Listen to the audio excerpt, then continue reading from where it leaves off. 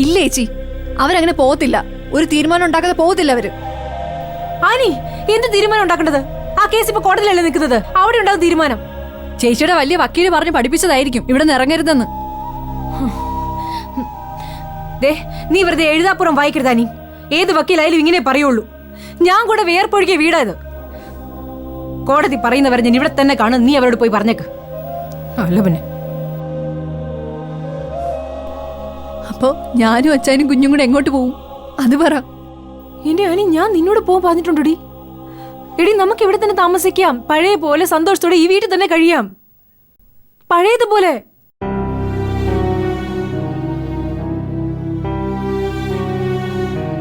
ഇല്ല ചേച്ചി, ഇനി ഒരുമിച്ചൊരു ജീവിതമൊന്നും ഒരിക്കലും പറ്റത്തില്ല. ചേച്ചിയുടെ ഭർത്താവിനുള്ള മനക്കെട്ടിയൊന്നും എനിക്കും എന്റെ ഇച്ഛാനും ഇല്ല. എല്ലാം സമ്പാദിച്ചെന്നൊരു മനുഷ്യൻ പറയുന്ന കേൾക്കാനേ എനിക്കും എന്റെ ഇച്ഛാനും പറ്റത്തുള്ളൂ.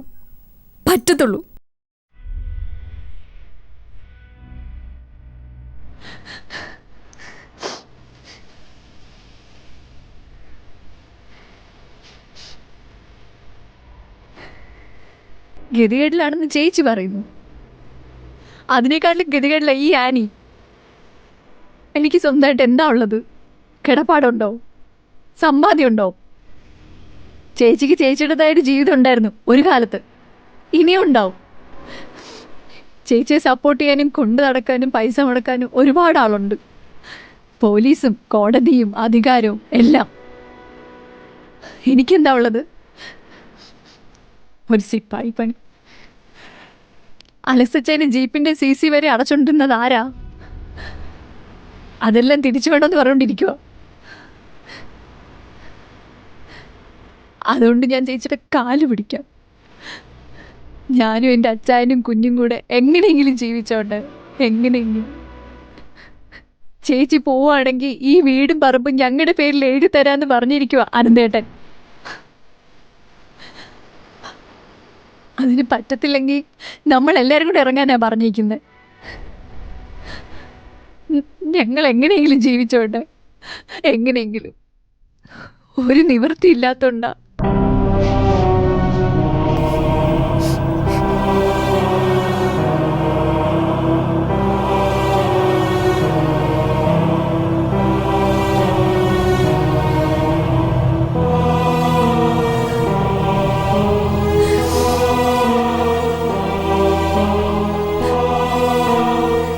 ചേച്ചിക്ക് എങ്ങനെ വേണമെങ്കിലും ജീവിക്കാം. ഞങ്ങൾക്കൊരു നിവൃത്തിയില്ല. പറഞ്ഞതുപോലെ ചെയ്തില്ലെങ്കിൽ ഈ വീട് പൊളിച്ച് ഏതോ ബിസിനസ് തുടങ്ങാൻ പോവുക. അതുകൊണ്ട് ചേച്ചി ഞങ്ങളെ ഒന്ന് സഹായിക്കണം. ചേച്ചി പിള്ളേരെ കൊണ്ട് എവിടെയെങ്കിലും പോയി രക്ഷപ്പെടും. ഞങ്ങളെ നോക്കാൻ ആരുമില്ല.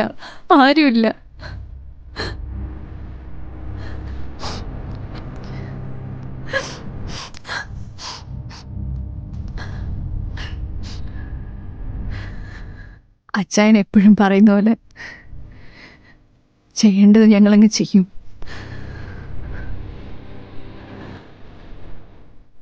ആർക്കു വേണ്ടി ഇങ്ങനെ ജീവിക്കുന്നത്?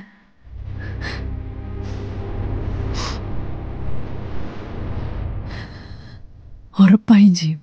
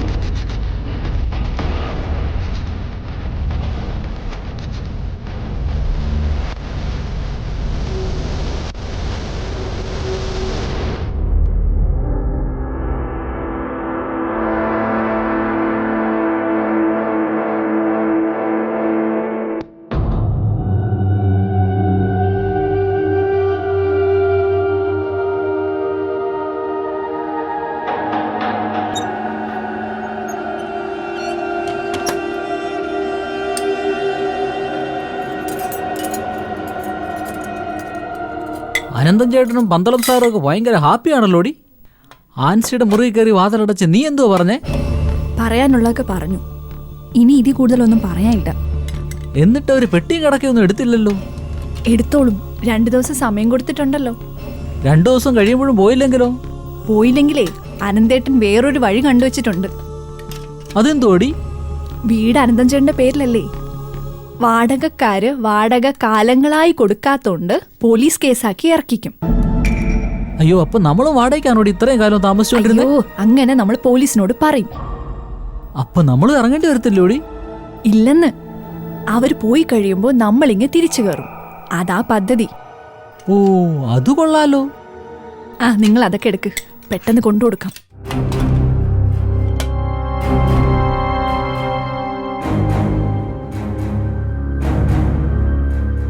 അതെ അനന്ത, ഈ മുറിക്കൊന്നും തീരെ സൗകര്യമില്ലാട്ടാ.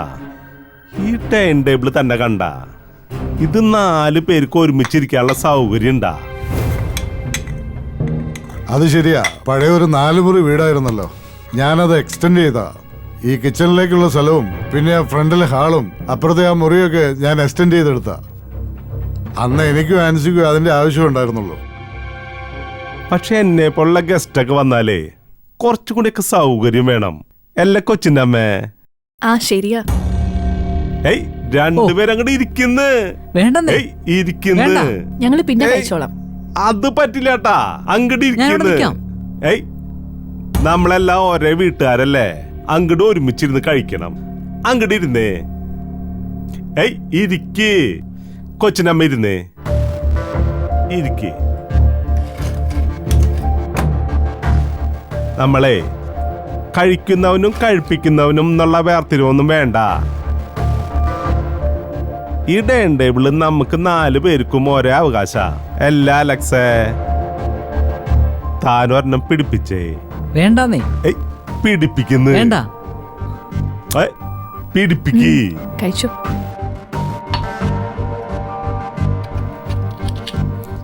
പിന്നെ അനന്താ, ഈ വീട് മൊത്തത്തിലൊന്ന് വൃത്തിയാക്കി എടുക്കണ്ടേ? ഈ മഴ കഴിയുമ്പോ പെയിന്റ് ഒക്കെ ഒന്ന് ചെയ്യിപ്പിച്ചാലോ? ഫ്രണ്ടിൽ ഒരു കാർ ഷെഡും വേണം. നമുക്ക് ആ ബാത്റൂമില്ലേ, അതൊക്കെ വലുതാക്കണം. അതൊരു മസ്റ്റാട്ടാ. അത് ഇപ്പൊ രജിസ്ട്രേഷൻ മറ്റും കഴിഞ്ഞാ ഞാനും ആനി കൂടെ ശരിയായിക്കോളാം, അല്ലേ ആനി? നമ്മുടെ വീട് നന്നായിരിക്കണ്ടേ നമ്മുടെ ആവശ്യമല്ലേ. എന്തായാലും നാളെ കഴിഞ്ഞ രജിസ്ട്രേഷൻ അല്ലേ. അതെ, ആദ്യം വീടിന്റെ ശുദ്ധി കലശം കഴിയട്ടെ എന്ന് വെച്ചാ ആൻസിയും സംഘം ഈ വീട്ടിൽ നിന്ന് അങ്ങോട്ട് ഇറങ്ങട്ടെ. അത് കഴിഞ്ഞാ നമ്മൾ ഈ വീട് അങ്ങോട്ട് പെയിന്റ് ചെയ്യും. ഒരു ചെറിയ മതിലും ഒരു ചെറിയ ഗേറ്റും ഇടും. അത് കഴിഞ്ഞിട്ട് രജിസ്ട്രേഷൻ. ഇങ്ങോട്ട് നോക്കിയേ, അന്ന് തന്നെ പാലും കാച്ചും. അല്ല എന്താ? എടി, അതിനു മുമ്പ് അവരങ്ങ് പോവോ? നീയല്ലേ ഏറ്റത്? പോവാനുള്ളതൊക്കെ പറഞ്ഞിട്ടുണ്ട്. അല്ലെങ്കിൽ പന്തളം ബേബിച്ചായും പറഞ്ഞ പോലെ പോലീസ് കേസാക്കണം. ഏയ്, ഈ പോലീസ് കേസും വഴക്കൊന്നും ഉണ്ടാക്കാതെ കാര്യങ്ങൾക്കൊക്കെ തീർപ്പുണ്ടാവണം. അതല്ലേ കൊച്ചിന്റെ അമ്മയെ വേണ്ടത്. ഏയ്, അതിനല്ലേ 2 ദിവസം ഞാൻ സമയം തന്നത്. അപ്പോ രജിസ്ട്രേഷനോ? ഏയ് കൊച്ചിന്റെ അമ്മ, ഇപ്പൊ രജിസ്ട്രേഷനാണോ പ്രധാനം? അതിനേക്കാളും വലിയ ഇഷ്യൂ ഇപ്പോഴേ നിക്കല്ലേ.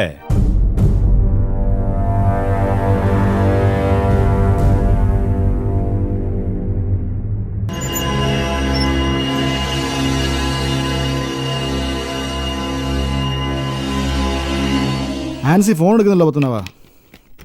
സാറേ, അനന്തനും മറ്റാൾക്കാരും അവിടെയാണെന്നല്ലേ പറഞ്ഞത്. ചിലപ്പോൾ അവരുടെ മുമ്പിൽ സംസാരിക്കാൻ പറ്റാത്തതായിരിക്കും. അവർ വൈകുന്നേരം വന്നതല്ലേ, ഇപ്പം മണി 10 പോയി കാണത്തില്ലേ? അപ്പോൾ വിളിക്കും സാറേ. ആ മെയിൽ പോയായിരുന്നോ? ഇപ്പം പോയി. മാറ്റം പ്രിൻ്റ് ഔട്ട് ചെയ്യണോ സാറേ? വേണ്ട, ഫയലിൽ കിടന്നാൽ മതി, ഞാൻ എടുത്തോളാം.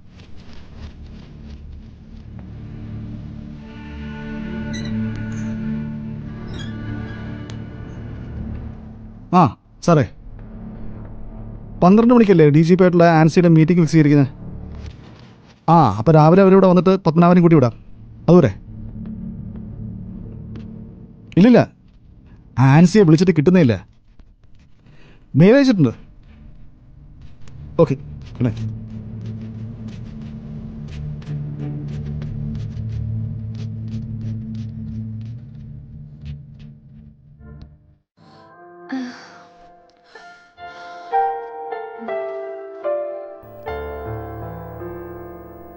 ഇച്ചായ, ഇച്ചായ, ഇച്ചായ എഴുന്നേൽക്ക്. നേരത്തെ അടുക്കള കയറി പണി തുടങ്ങണം, അല്ലെങ്കിൽ ചേച്ചി പിള്ളേർക്ക് പാലുണ്ടാക്കണം, ഓട്സ് ഉണ്ടാക്കണം എന്നൊക്കെ പറഞ്ഞുകൊണ്ട് വരും. എടി, അടുക്കള സൗകര്യം കൊടുത്തില്ലെങ്കിലേ അപ്പുറത്ത് അവർ അടുപ്പ് കൂട്ടും. അതിനുള്ള സൗകര്യം കൊടുക്കരുതെന്നാ പറഞ്ഞത്. എടി, പോലീസുകാർ വിളിപ്പിച്ചിട്ട് ഇന്ന് എല്ലാം പറഞ്ഞിരിക്കുക. പോകുന്നെങ്കിൽ നേരത്തെ റെഡി ആയിട്ട് അങ്ങ് പോട്ടടി.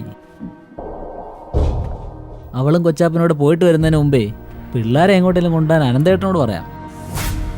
അപ്പം പിള്ളേരുള്ള സ്ഥലത്തേക്ക് അവൾ അന്വേഷിച്ചല്ലോ. അപ്പം നമ്മൾ ഇവിടുന്ന് അവളുള്ള സ്ഥലത്തേക്ക് സാധനങ്ങളൊക്കെ വാരിക്കെട്ടി ജീപ്പിൽ കൊണ്ട് കൊടുക്കുമല്ലോ. അത്രേ ഉള്ളൂ.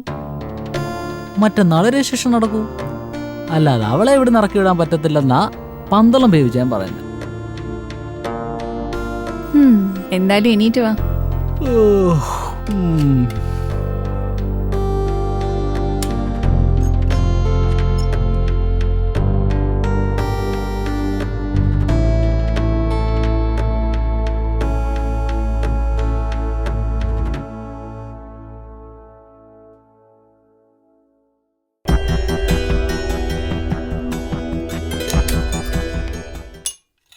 കൊച്ചിന്റെ അമ്മേ, ആ ചായ. ഇപ്പൊ ആവും. രാവിലെ എണീക്കോ? ആ, ഞാൻ വെളുപ്പിന് 4 മണിക്ക് ഉണരേ. അതൊരു ശീലാട്ടാ. ഒരു യോഗയുണ്ട് 15 മിനിറ്റ്. അലക്സച്ചായ 2 എണ്ണം കൂടുതൽ കഴിച്ചാൽ പിന്നെ ഉച്ചക്കേ എണീക്കൂ. അപ്പം 3 എണ്ണം കൂടുതൽ കഴിച്ചില്ലേ? അപ്പൊ വൈകുന്നേരം എഴുന്നേക്കൂ. ആ അച്ചായനെ, ഈ ഹാങ് ഓവർ ഒന്നുമില്ലേ? ഏയ്, അതൊരു ചിട്ടയാട്ടാ. ശരിക്കും ഞാനങ്ങനെ മദ്യപിക്കില്ല. കഴിച്ചാ തന്നെ ഇങ്ങനെ സിപ്പ് ചെയ്ത് കഴിക്കുള്ളൂ. കൂടി വന്ന ഒരു പെഗ് അല്ലെങ്കിൽ ഒരു 1.5. ഈ ശരീരത്തിന് ദോഷമുള്ള ഒരു കാര്യം ഈ അച്ചാൻ ചെയ്യില്ല. പക്ഷെ നമ്മുടെ ഈ ആനന്ദനെ നോക്കിയേ, ഈ പശു കാടി കുടിക്കണ പോലെ. ഇയാളിനി സിനിമ ചെയ്യുമ്പോഴേക്കും എന്താവാവോ? പക്ഷെ ഞാൻ അയാളെ കൊണ്ട് വ്രതം എടുപ്പിക്കും. സിനിമ തുടങ്ങിയാ പിന്നെ ചിട്ട വെപ്പിക്കും. ചേച്ചിയുടെ കാര്യം എന്തായി? വല്ല തീരുമാനമായോ? ആനന്ദൻ ചോദിച്ചിരുന്നു. വെയിറ്റിംഗ്. ചേച്ചി ഇന്ന് രാവിലെ പോലീസ് സ്റ്റേഷനിൽ പോവല്ലേ, പിന്നെ ഉച്ച കഴിഞ്ഞല്ലേ വരൂ. ആ സമയത്ത് പിള്ളേരെ കൊണ്ട് അനന്തേട്ട് അങ്ങ് പോണം. ബാക്കി കാര്യം ഞാൻ നോക്കിക്കോളാലോ. അത് നല്ല ഐഡിയ ആണല്ലോ. ഈ ആനന്ദ പിള്ളേരെ കൂട്ടി അങ്ങോട്ട് പോട്ടെ. ഈ രജിസ്ട്രേഷന്റെ കാര്യങ്ങളൊക്കെ ആയിട്ട് ഞാനിവിടെ അങ്ങോട്ട് കൂടാം. ഏയ്, ആനന്ദം പോയിട്ട് ഇങ്ങോട്ട് വരൂലോ. ബേബിച്ചായന് ചായയിൽ മധുരം വേണോ? ആവാം. അച്ചായൻ പോയി പല്ലിച്ചിട്ട് വാ. ചെല്ല്, ഞാൻ ചായ എടുക്കാം. ശരി. ചെല്ല്. ചൂട് വേണ്ട, ചൂട്.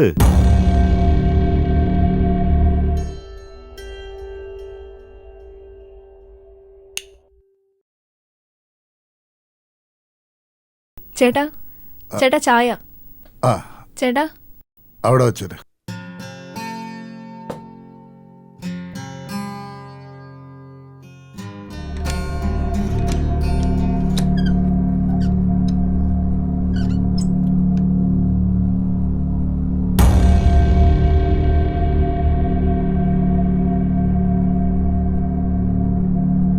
പോയോ?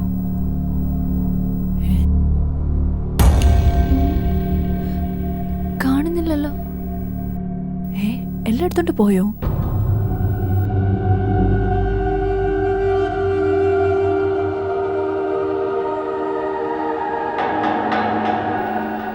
അലക്സച്ചായ, അച്ചായ, ആൻസിച്ചും പിള്ളേരും കാണുന്നില്ല. കാണുന്നില്ലെന്നോ? ആ, സാധനങ്ങളൊന്നും കാണുന്നില്ല. എല്ലായിടത്തോട്ട് പോയെന്നോ? ചെറുക്കനെ കൊണ്ടുപോയി. ആന്ന്. നീ അനന്തേട്ടനെ പോയി വിളി. വാ. അനന്തേട്ടാ, എഴുന്നേക്ക്. ആൻസിയും പിള്ളേരൊക്കെ പോയെന്ന്. പോയോ?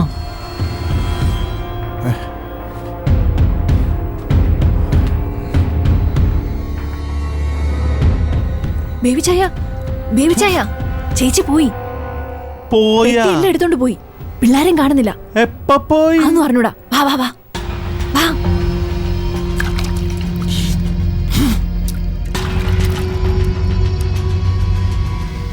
വാ മോളെ.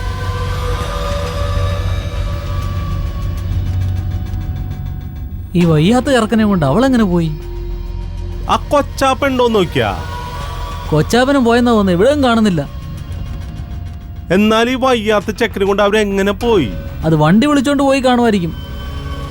ദേ അനന്ത, ദാ അലക്സേ, വല്ല ആസിഡിന്റെ കുപ്പി അവിടെ കിടക്കണ്ടോ നോക്കിയേ. അവിടെ എങ്ങനെ വീണ് കിടക്കണ്ടോ നോക്ക്. ചെന്നങ്ങട്. കൊച്ചിന്റെ അമ്മ ഒന്ന് ചെന്നങ്ങട്. ചെല്ലു കൊച്ചിന്റെ അമ്മ. അനന്താ, ആ ടേബിളിൽ എങ്ങനെ വല്ല കത്തെഴുതി വെച്ചിട്ടുണ്ടോ നോക്കിയേ. വല്ല കുറിപ്പുണ്ടോ നോക്ക്. അതില് താൻ കാരണാണെന്നും പറഞ്ഞിട്ട് വലുത് എഴുതി വെച്ചിട്ടുണ്ടെങ്കിൽ അനന്താ, താൻ പെട്ടുപോവും, ഉറപ്പാ.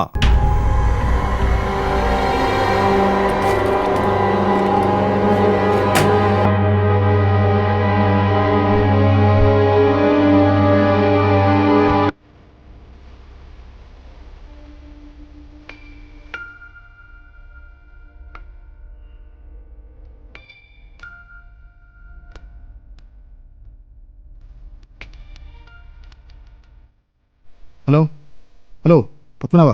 ഹലോ. അയ്യോ ഉറക്കം വരുന്നല്ലേ? കുഴപ്പമില്ല സാർ, പറഞ്ഞോളൂ. അത്യാവശ്യമുണ്ടോ? ആൻസി മൊബൈലിൽ വിളിച്ചിട്ട് കിട്ടുന്നില്ലല്ലോ. റിങ് ചെയ്യുന്നുണ്ട് സാർ. ഇല്ല, ഇപ്പോഴും സ്വിച്ച് ഓഫാ. അവരുടെ കൊച്ചപ്പനില്ലേ, അയാളെയും ഫോണിൽ വിളിച്ചിട്ട് കിട്ടുന്നില്ല. ഔട്ട് ഓഫ് റേഞ്ചാണ് പറയുന്നത്. നമുക്ക് അവിടെ ഒന്ന് പോയാലോ? സാറേ, അത് 9:30 മോളെ ഒന്ന് സ്കൂളിൽ വിട്ടിട്ട്. അല്ല പത്മനാഭ, ഈ DGP ആയിട്ടുള്ള ആൻസിയുടെ അപ്പോയിൻമെൻറ്റ് 12 മണിക്കാണ് ഫിക്സ് ചെയ്തിരിക്കുന്നത്. മാത്രമല്ല DYSP ആളെ വിട്ട് ആൻസിയെ വിളിപ്പിച്ചിരിക്കല്ലേ. അതിനു മുമ്പ് ആൻസി DGPയെ കാണണം, അല്ലെങ്കിലേ അത് കുറച്ച് നെഗറ്റീവ് ആവും. ശരി സാറേ, ഞാനൊരു ഓട്ടോ അറേഞ്ച് ചെയ്തിട്ട് മോളെ വിളിക്കാം. ആ ഞാൻ ഇപ്പൊ തന്നെ അങ്ങ് എത്തിയേക്കാം. ശരി, ഓക്കെ.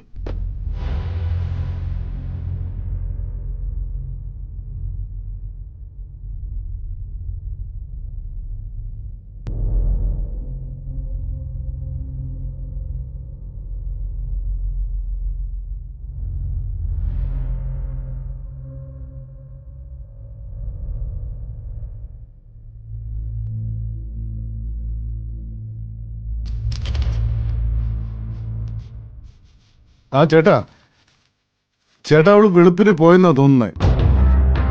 ഞങ്ങൾ 12 മണി വരെയൊക്കെ ഇവിടെ സംസാരിച്ചിരിക്കുകയായിരുന്നു. ആ, ചെറിയൊരു പാർട്ടി പോലെ ആയിരുന്നു. അവളുടെ അനിയത്തി ആനയെ കൊണ്ട് ഒരു ചെറിയ പ്രഷർ കൊടുത്തിരുന്നു. അവള് പറയത്തില്ല എന്നാ വിചാരിച്ചിരുന്നത്, പക്ഷെ അവളങ്ങ് പറഞ്ഞു. എന്തായാലും അത്യാവശ്യം സാധനങ്ങളൊക്കെ എടുത്തോണ്ടാ പോയത്. എല്ലാം എടുത്തോണ്ടാണോ പോയത്? ആ, മോന്റെ സാധനം എടുത്തിട്ടുണ്ട്.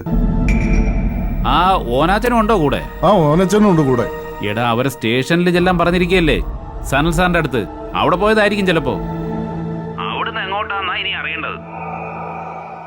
ചേട്ടൻ സനൽ സാറിന് ഈ വിവരം ഒന്ന് അറിയിച്ചേ. എങ്ങോട്ടാണെന്നൊന്ന് വാച്ച് ചെയ്യാൻ പറഞ്ഞേക്ക്. അത് ഞാൻ സനൽ സാറിനോട് ഇപ്പൊ തന്നെ വിളിച്ചു പറയാം. മോനെ, 12 ബേബിയുടെ കയ്യിലൊന്ന് കൊടുത്തേ. ആ, കൊടുക്കാം ചേട്ടൻ. ഇതാ ചേട്ടൻ. ആ, നമസ്കാരം സാറേ. നമസ്കാരം. കാര്യങ്ങളൊക്കെ സാർ അറിഞ്ഞില്ലേ? ഇപ്പൊ അറിഞ്ഞു ബേബി. ആ ബേബി, നമ്മുടെ പത്രക്കാരനുണ്ടല്ലോ, മറ്റേ രമേഷ് കൃഷ്ണ, ഇന്റർവ്യൂ എടുത്തില്ലേ? അവനെ ഒന്ന് വിളിച്ചിട്ടേ ആ KGSന്റെ മൂവ്മെന്റ് ഒന്ന് വാച്ച് ചെയ്യാൻ പറയണം കേട്ടോ. ആ, ഇപ്പൊ തന്നെ പറയാം സാറേ. ഓക്കെ ബേബി, ശരി സാറേ. അതെ, ആ രമേഷ് കൃഷ്ണ ഒന്ന് വിളിക്കാൻ പറഞ്ഞത്. എന്താ, ഞാൻ ആലോചിച്ച് തന്നെ ആദിത്യ സാറും പറഞ്ഞത്. ഈ കൊച്ചപ്പന്റെ മാനു വർഗീസിന്റെ വർത്താനം കേട്ടിട്ടായിരിക്കില്ല അവള് രാത്രിക്ക് രാമാനം ഈ കുട്ടികളെ കൊണ്ട് ഇവിടുന്ന് പോയത്. അപ്പോളേ ഇവൾക്ക് വേറെ സപ്പോർട്ടുണ്ട്. അതാ KGS. അവനെ എന്തെങ്കിലും പ്ലാൻ ചെയ്തിട്ടുണ്ടാവും, അത് ഉറപ്പാ സാറേ. അതൊന്നും അല്ലെന്നേ. അവൾക്ക് ഇന്നലെ തന്നെ മനസ്സിലായി ഇവിടെ നിന്നാ ശരിയാവില്ല. അവള് കൊച്ചപ്പനെ വിളിച്ച് നേരെ KGSന്റെ അടുത്തേക്ക് പോയി കാണും. അവനവൾക്ക് കിടപ്പാടം കൊടുക്കും, അല്ലെങ്കിൽ കൂടെ കിടക്കും, അത് ഉറപ്പാ. എന്നിട്ട് നേരെ സനൽ സാറിന്റെ അടുത്തേക്ക് ഇല്ലു. അവിടെ നിന്ന് എന്താണെന്ന് നമ്മൾ നോക്കിയാൽ മതി. അലക്സേ ആ ഇതാരോ നോക്കിയേ. ഈ വണ്ടി ഇവിടെ കണ്ടിട്ടില്ലല്ലോ അച്ചായ. ആ നിങ്ങളായിരുന്നോ? ആൻസി ഇല്ലേ? ഇല്ല. എങ്ങോട്ട് പോയി? അതറിയില്ല. ഏയ് നിങ്ങൾ എവിടെന്നാ? അച്ചായ ഇത് KGSന്റെ ജൂനിയർ വക്കീലാ. KGSന്റെ ജൂനിയർ വക്കീല. എന്താ പേര്? പത്മനാഭൻ. ആ അനന്ത KGSന്റെ ജൂനിയർ ആണെന്ന്. ആ മനസ്സിലായി. എന്താ കാര്യം? ആൻസി എങ്ങോട്ടാ പോയത്? സൈബർ ഓഫീസിലേക്കാണോ? അതൊന്നും ഞങ്ങൾക്ക് അറിഞ്ഞൂടാ. വെളുപ്പിനെന്തോ വണ്ടി എടുത്ത് പിള്ളേരും വിളിച്ചോണ്ട് പോയി. ഏയ് നിങ്ങളുടെ KGS സാറിന്റെ അടുത്തേക്കായിരിക്കും പോയേ. അങ്ങോട്ട് ചെന്നാട്ടെ. എപ്പോ വരുമെന്ന് വല്ലതും പറഞ്ഞായിരുന്നോ? നിങ്ങളോട് വല്ലതും പറഞ്ഞോ എവിടെയാ പോകുന്നതെന്ന്? നിങ്ങളുടെ അമ്മാവന്റെ ഫോണിൽ വിളിച്ചപ്പോഴും സ്വിച്ച് ഓഫ് ആണല്ലോ. എന്നോടൊന്നും പറഞ്ഞില്ല. സാധനങ്ങളൊക്കെ എടുത്തിട്ടാ പോയത്. ഇനി വരുന്നു പോലും തോന്നുന്നില്ല. ഏയ് ദേ സാറേ, സാറിന്റെ സീനിയറിന്റെ അടുത്ത് പോയിട്ടൊന്ന് അന്വേഷിക്കേ. അവള് അവിടെ ചെന്നുണ്ടാവും. സാർ അങ്ങോട്ട് ചെല്ല്. ശരിയെന്നാ ചെല്ല്. ഇച്ചായ ആ ആ ആ എടാ ബേബി, വക്കീൽ ഇങ്ങോട്ട് അന്വേഷിച്ചു വരണമെങ്കിൽ അവളെ കാണാത്തോണ്ടല്ലേ? ഫോണിൽ വിളിച്ചിട്ട് കിട്ടിയിട്ടില്ലെന്നും പറയുന്നുണ്ടല്ലോ. ദേ ആനന്ദ, ഇതൊക്കെ ചില മിടുക്കന്മാര് വക്കീലന്മാരുടെ അതിബുദ്ധിയ. ഈ ആൻസി വർഗീസേ അവളുടെ വക്കീല് KGSന്റെ അടുത്തേക്ക് ചെന്നൂന്ന് നമ്മൾ ചിന്തിക്കുന്ന സമയത്ത് തന്നെ അവരുടെ വക്കീല് നമ്മളെ അന്വേഷിച്ച് ഇങ്ങോട്ട് വന്നു. ഇതൊരടവല്ലേ അല്ലേ? എന്ന് വെച്ച KGSും ആൻസി വർഗീസും ഒന്നിച്ചാണെന്ന് നമ്മൾ സംശയിക്കരുത്. ഇമ്മക്ക് മനസ്സിലായില്ലെന്നാ അവന്റെ വിചാരം. ബുദ്ധിയായത് ബുദ്ധി.